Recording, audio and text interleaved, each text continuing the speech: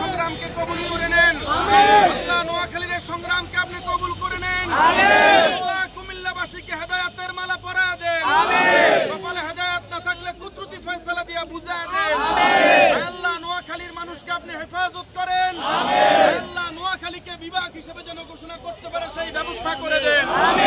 আল্লাহ নোয়াখালী, লক্ষ্মীপুর, ফেনী সহ চাঁদপুর সহ আমাদের সকলের প্রাণের দাবি যেন আমাদের সরকার মানতে পারে, তাদের মাথায় শুভবুদ্ধি উদয় করে দেন।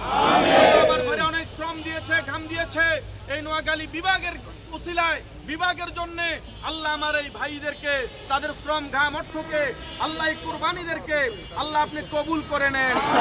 আমাদের বেলাল খান সাহেব সহ, আমাদের রাসেল ভাই, মুরাদ ভাই, জহির ভাই সহ আল্লাহ যারা নেতৃত্ব দিয়েছে আল্লাহ তাদেরকে নেক হায়াত দান করে। আল্লাহ যাদের উপর হামলা করেছে আমাদের সেই কোরবানিকৃত সেই সাথী ভাই, আল্লাহ আপনি তাদেরকে নেক হায়াত দান করেন।